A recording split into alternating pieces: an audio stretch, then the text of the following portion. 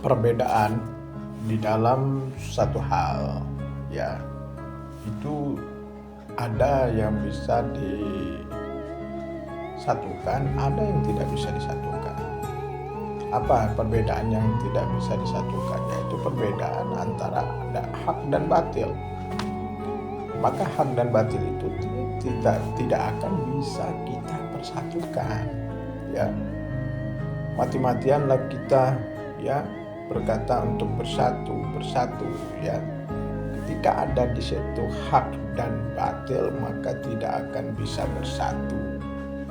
Karena hak itu miliknya Allah dan kebatilan itu adalah bukannya miliknya Allah, ya.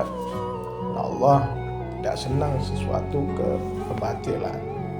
Nah, adapun perbedaan-perbedaan yang hak semua, ya, seperti perbedaan para ulama, ya, Imam Syafi'i, Imam Malik, Imam Ahmad, Abu Hanifah, ya, itu mereka itu mempunyai perbedaan-perbedaan, tapi itu semuanya hak, ya, benar. Kenapa? Karena mereka pakai dalil Al-Quran, dalil hadis, dalil ijma, dan qiyas, ya. Oleh karena itu kita harus mengetahui apa perbedaan yang bisa kita satukan dan apa yang tidak bisa satukan. Contoh masalah akidah, ya. Masalah akidah kita tidak boleh memaksakan, ya.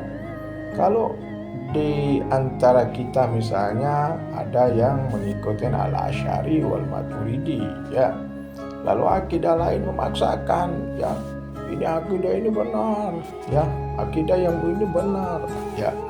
Nah, yang Al-Asy'ari wal Maturidi sudah mempunyai kepercayaan itu mereka, khususnya di Indonesia ini mayoritas mereka mengikuti Al-Asy'ari wal Maturidi misalnya, kan.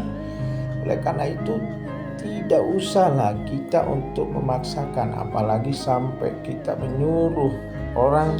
Kita tidak usah berbicara akidah dulu, dosa kita berbicara begitu.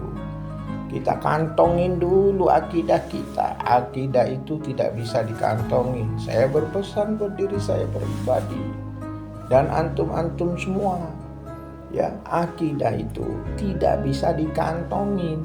Akidah itu di dalam otak kita, di dalam pikiran kita. Ketika kita misalnya kita berakidah Al-Asy'ari wal Maturidi, selalu ada di dalam jiwa kita, di dalam otak kita, ya. Jangan sampai kita menyuruh orang, jangan kita berbicara akidah dahulu, ya. Sisihkan akidah, ya. Kantongin akidah, jangan. Ya, mau berjuanglah. Makanya kita perlu di dalam berdakwah di jalan Allah Subhanahu wa taala punya 3 hal. Ya, yang pertama kita harus mengetahui ilmu, ya. Yang kedua akhlak. Yang ketiga kita harus kuat tasawufnya, ya. Ini 3 referensi ini harus ada pada jiwa sebagai para dai-dai, ya. Minta maaf. Assalamualaikum.